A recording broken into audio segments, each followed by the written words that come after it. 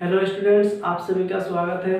और आज के इस वीडियो में हम लोग डिस्कस करेंगे potential energy of A dipole in an uniform electric field. यानी जब किसी डायपोल को एक यूनिफॉर्म इलेक्ट्रिक फील्ड में रखा जाता है तो उस पर कितना पोटेंशियल एनर्जी स्टोर होता है, उसी को हम लोग यहाँ पर कैलकुलेट करेंगे।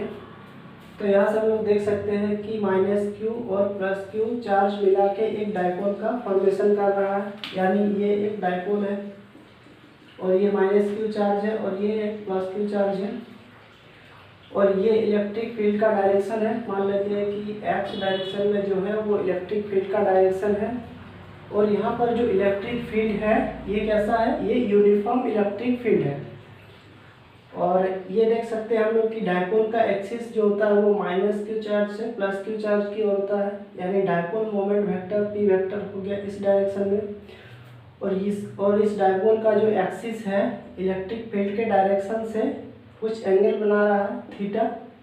ठीक है, तो इसमें हम लोग कैलकुलेट करेंगे कि इस डायपोल का इस इलेक्ट्रिक फील्ड में पोटेंशियल एनर्जी क्या होगा। यानी अगर हम लोग इस डायपोल को इलेक्ट्रिक फील्ड से किसी एंगल पर इंक्लाइन करके रखेंगे तो उस केस में इस डायपोल पर पोटेंशियल एनर्जी कितना स्टोर होगा।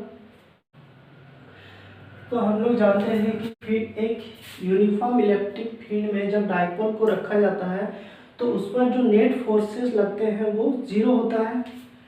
तो अगर हम लोग इस चार्ज की बात करें तो यहाँ पे इस डायरेक्शन में फोर्स लगेगा QE, और इस चार्ज पे जो फोर्स लगेगा वो इस डायरेक्शन में लगेगा -QE। तो हम लोग यहाँ पे देख सकते हैं कि दो फोर्सेस लग रहे हैं और दोनों इक्वल एंड अपोजिट है। और डायपोल का जो लेंथ है ये 2a लेंथ है। और इसको अगर हम लोग डायपोल का सेंटर माने तो इस सेंटर से इस +q चार्ज का जो डिस्टेंस है वो a डिस्टेंस हो जाएगा। और फिर इस सेंटर से इस चार्ज का जो डिस्टेंस होगा ये भी a हो जाएगा। और अगर हम लोग इसको कंपोनेंट के फॉर्म में ब्रेक करेंगे तो यहाँ से हम लोग एक लाइन ड्रॉ करेंगे इस पॉइंट तक, और यहाँ इस सेंटर से इस पॉइंट का जो डिस्टेंस हो जाएगा वो a cos थीटा के बराबर होगा। उसी तरह ये भी जो डिस्टेंस होगा ये भी a cos थीटा के बराबर होगा। इस पॉइंट्स को हम लोग नाम भी दे सकते हैं, जैसे अगर इस पॉइंट को अगर हम लोग P पॉइंट नाम देते हैं और इस पॉइंट को हम लोग Q पॉइंट नाम दे सकते हैं। तो इतना सारा जानकारी हमारे पास अवेलेबल है और इसमें हमको पोटेंशियल एनर्जी कैलकुलेट करना है। तो इस पे हम लोग देख रहे हैं कि फोर्सेस जो हो रहा है नेट फोर्स ऑन डायपोल, और यहाँ पे जो इलेक्ट्रिक फील्ड है ये यूनिफॉर्म इलेक्ट्रिक फील्ड है।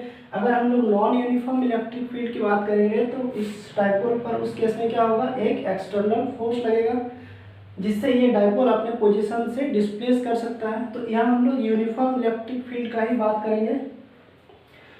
तो नेट फोर्स तो इस पे 0 हो रहा है, लेकिन ये दोनों फोर्सेस जो होते हैं वो इक्वल एंड अपोजिट डायरेक्शन में अप्लाई हो रहे हैं, जिसके चलते इस डायपोल पर एक टॉर्क एक्ट करेगा। और टॉर्क क्या करता है कि इस डायपोल को रोटेट करने का काम करेगा।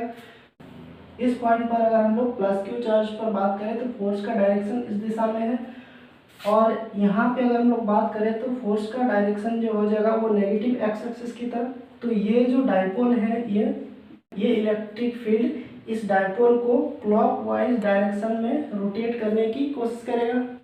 तो अगर टॉर्क लग रहा है इस डायपोल पर तो वर्क डन भी होगा। तो टॉर्क जो वर्क डन करता है उसका फॉर्मूला होता है टॉर्क इंटू डी थीटा। यानी अगर हम लोग इस केस में वर्क डन की बात करें तो वो हो जाएगा टॉर्क इंटू डी थीटा। अगर हम लोग फोर्स के केस में बात करें तो उस केस में वर्क डन का जो फॉर्मूला होता है वो work done equal to F dot D R के बराबर होता है। और वर्क डन स्केलर क्वांटिटी है। और हम लोग साथ में ये भी जानते हैं कि चेंज इन पोटेंशियल एनर्जी जो होता है वो वर्क डन के बराबर होता है। तो अगर ये डायपोल का कॉन्फ़िगरेशन है, इसको अगर हम लोग किसी एंगल पर रोटेट करेंगे इस इलेक्ट्रिक फील्ड के अगेंस्ट, तो वो जो वर्क डन होगा वो चेंज इन पोटेंशियल एनर्जी के बराबर होगा। तो मान लेते हैं कि डायपोल का जो इनिशियल पोजीशन था वो इस एक्स एक्सिस से थीटा एंगल क्रिएट कर रहा था, इसको हम लोग थीटा नॉट भी मान सकते हैं। अब क्या करेंगे, इस पर एक मान लेते हैं कि एक्सटर्नल टॉर्क लग रहा है जिसके चलते इसका जो पोजीशन है, इस डायपोल का पोजीशन थीटा नॉट से थीटा 1 पोजीशन पे चेंज हो जा रहा है। यानी इस तरह से ये डायपोल है और मान लेते हैं कि ये थीटा नॉट है इनिशियल पोजीशन, और इसको एक एक्सटर्नल टॉर्क लगा इस डायपोल पर, और ये जो थीटा नॉट है ये चेंज होकर के थीटा 1 हो गया। जो एक्सटर्नल टॉर्क है वो इस डायपोल को थीटा नॉट से थीटा 1 पर ले जा रहा है। साथ में एक और भी टॉर्क इस पे एक्ट होता है इलेक्ट्रिक फील्ड के चलते। तो एक्सटर्नल टॉर्क जो यहाँ पे लग रहा है उसको हम लोग एज्यूम करके चलते हैं कि जो एक्सटर्नल टॉर्क है वो इस इलेक्ट्रिक फील्ड के चलते जो टॉर्क प्रोड्यूस हो रहा है उसके इक्वल्स है। यानी इस केस में भी जो एंगुलर एक्सीलरेशन होगा वो भी 0 होना चाहिए। तो हम लोग यहाँ पे इसको नोटिस कर सकते हैं कि एंगुलर एक्सीलरेशन जो होगा इस डायपोल को रोटेट करने में वो 0 होगा। जिस तरह से हमने किसी चार्ज को इन्फिनिटी से लाने के लिए एक्सीलरेशन को 0 कर रहे थे, उसी तरह यहाँ भी हम लोग एंगुलर एक्सीलरेशन को 0 मान के चलेंगे या एज्यूम करके चलेंगे। तो हम लोग यहाँ से कैलकुलेट कर सकते हैं कि work done by external torque जो होगा वो torque external dot D theta, और इस डायपोल का जो पोजीशन है वो थीटा नॉट से थीटा 1 तक चेंज हो रहा है। तो टॉर्क एक्सटर्नल को हम लोग लिख सकते हैं P cross E theta not to theta 1 dot D theta, क्योंकि इलेक्ट्रिक फील्ड के चलते जो टॉर्क प्रोड्यूस होता है, टॉर्क उसको हम लोग लिख सकते हैं torque equal to P cross E dipole moment vector cross electric field vector, और इसको हम लोग लिख सकते हैं PE साइन थीटा। तो हम लोग यहाँ पे P क्रॉस E को लिखेंगे PE साइन थीटा। तो ये जो वर्क डन है वो हो जाएगा theta not to theta 1 PE sine theta d theta, और फिर इसको आगे हम लोग इंटीग्रेट करेंगे। तो ये PE जो है ये कांस्टेंट वैल्यू है। तो यहाँ पे साइन थीटा को अगर हम लोग इंटीग्रेट करेंगे, इसको हम लोग लिख सकते हैं theta not to theta 1 sine theta into d theta, और साइन थीटा का जो इंटीग्रेशन होता है वो होता है माइनस कॉस थीटा। तो ये हो जाएगा PE माइनस P, एक माइनस साइन आगे लगा दिए, ये हो जाएगा कॉस थीटा, क्योंकि साइन थीटा का इंटीग्रेशन माइनस कॉस थीटा। तो माइनस साइन को हमने बाहर निकाल लिया, और इस पे हम लोग लिमिट पुट करेंगे। अपर लिमिट थीटा 1 है और लोअर लिमिट जो है वो थीटा नॉट है।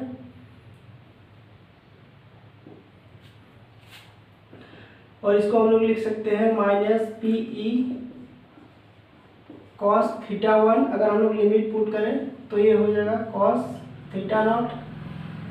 तो ये जो वर्क डन जो है वो हो गया minus PE cos theta 1 minus cos theta naught, और ये जो वर्क डन है ये चेंज इन पोटेंशियल एनर्जी के बराबर है। यानी अगर हम लोग डायपोल को थीटा नॉट से थीटा 1 पोजीशन पर ले जाएंगे, यानी पोटेंशियल एनर्जी डिफरेंस को अगर हम लोग कैलकुलेट करेंगे U theta 1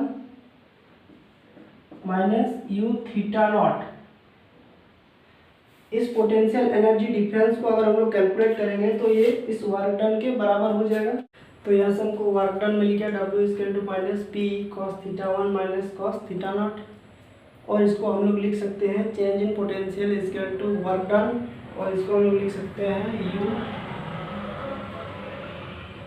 U theta 1 minus U theta naught equal to minus PE cos theta 1 minus cos theta not.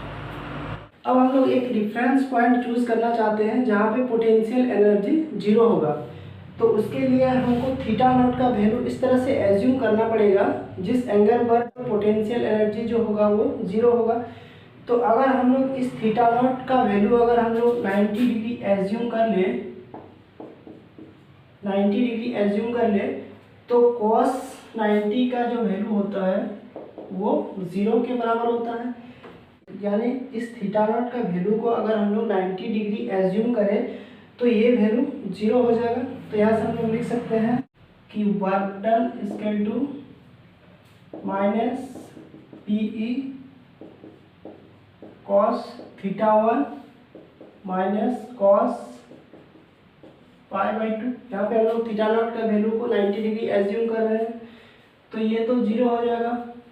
तो वर्क डन जो है वो बचेगा माइनस पीई कॉस थीटा 1। और अगर सिर्फ हम लोग इस थीटा 1 को सिर्फ थीटा एज्यूम कर ले तो ये हो जाएगा माइनस पीई कॉस थीटा, और इसको हम लोग लिख सकते हैं माइनस पी डॉट ई।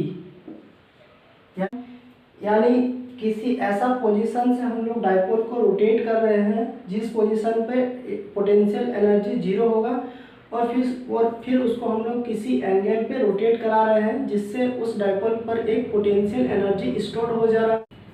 तो अगर हम लोग डाइपोल के इनिशियल पोजीशन की बात करें जहाँ पे उसका पोटेंशियल एनर्जी 0 होगा, तो उसके लिए हमने थीटा नॉट 90 डिग्री एज्यूम किया है।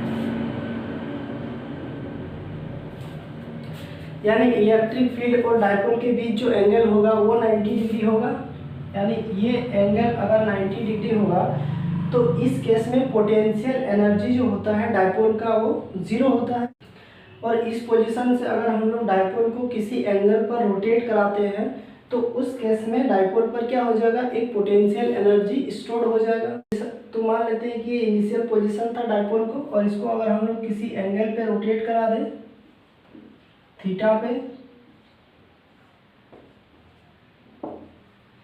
किसी एंगल थीटा पे अगर हम लोग डाइपोल को रोटेट करा देंगे तो उस पर क्या हो जाएगा, एक पोटेंशियल एनर्जी स्टोर हो जाएगा, और वो पोटेंशियल एनर्जी जो स्टोर होगा वो वर्क डन के बराबर होगा, और ये माइनस पी डॉट ई के बराबर होगा। तो हम लोग यहाँ से लिख सकते हैं कि यू थीटा यानी किसी एंगल पे जो वर्क डन होगा या पोटेंशियल एनर्जी स्टोर होगा वो माइनस पी वेक्टर डॉट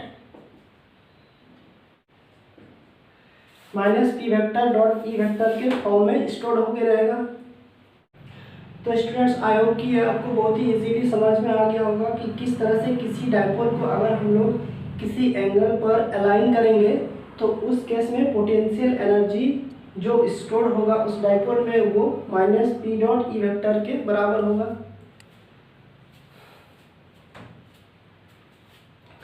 तो स्टूडेंट्स इस तरह के और भी वीडियोस के लिए आप हमारे इस चैनल को सब्सक्राइब कर लीजिए और लाइक और कमेंट जरूर करें। Thank you.